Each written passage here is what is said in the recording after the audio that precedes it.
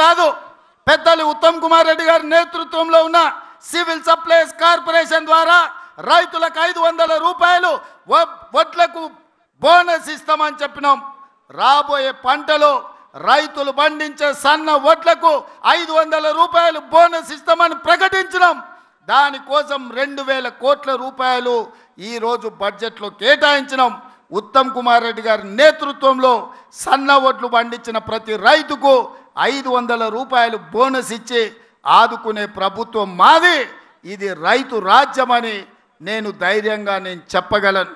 అందుకే మిత్రులారా, ఇదే కాదు, తెలంగాణ ఉద్యమమే నిరుద్యోగ సమస్య, తెలంగాణ త్యాగాలే ఉద్యోగ సమస్య. 10 సంవత్సరాలు ఎవరికి ఉద్యోగాలు ఇవ్వలే, నిరుద్యోగుల సమస్య పట్టించుకోలే. పాదయాత్ర సందర్భంగా నిరుద్యోగ యువకులకు, కాకతీయ ఉస్మానియా యూనివర్సిటీ విద్యార్థులకు నేను మాట చెప్పిన, కేసీఆర్ కేటీఆర్ ఉద్యోగం ఊడగొట్టండి, వేలాది ఉద్యోగాలు మీకు ఇచ్చే బాధ్యత నాది అని. ఆ మాట ప్రకారం కేసీఆర్ కేటీఆర్ ఉద్యోగాన్ని మీరు ఊడగొట్టినరు. 90 రోజుల్లో 30,000 ఉద్యోగాలు ఇదే ఎల్బీ స్టేడియంలో ఇందిరమ్మ పాలనలో కాంగ్రెస్ ప్రభుత్వం ఉద్యోగ నియామక పత్రాలు నిరుద్యోగులకు ఇచ్చింది. ఇదే కాదు, 30,000 నియామకాలనే కాదు, 35,000 ఉద్యోగ నోటిఫికేషన్లు ఇచ్చినాం. ఇవాళ పోటీ పరీక్షలకు నిరుద్యోగులు ప్రిపేర్ అవుతున్నారు. ఈ సంవత్సరం ఆఖరు లోపల ఇంకొక 35,000 ఉద్యోగాలు ఇచ్చే బాధ్యత మాది అని చెప్పి ఈ సందర్భంగా నిరుద్యోగ యువకులకు నేను మాట ఇస్తున్నా. ఇదే కాదు, మొదటి సంవత్సరంలో 65,000 ఉద్యోగాలు. ఈ దేశంలో ఏ రాష్ట్రం కూడా నిరుద్యోగులకు ఉద్యోగ అవకాశాలు ఇవ్వలేదు. అదొక్క తెలంగాణ రాష్ట్రంలోనే మనమే ఇచ్చినామని గర్వంగా నేను ఈ సందర్భంగా తెలియజేస్తున్నా. అందుకే మిత్రులారా, ఇవాళ మీరు ఆలోచన చేయండి.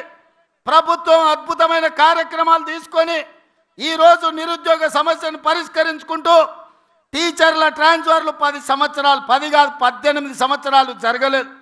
35,000 మంది టీచర్లను బదిలీ చేసి 19,000 మంది టీచర్లకు ప్రమోషన్లు ఇచ్చి వాళ్ళ సమస్యలు పరిష్కరించిన చరిత్ర కాంగ్రెస్ పార్టీది. పాఠశాలల్లో విద్యుత్తు లేక కంప్యూటర్లు ఇచ్చినా బిల్లులు కట్టక వాళ్ళు కంప్యూటర్లు వాడలే. అందుకే పాఠశాలల్లో ఉచిత విద్యుత్తునిచ్చి చదువుకునే విద్యార్థులను ఆదుకునే ప్రయత్నం చేసినాం.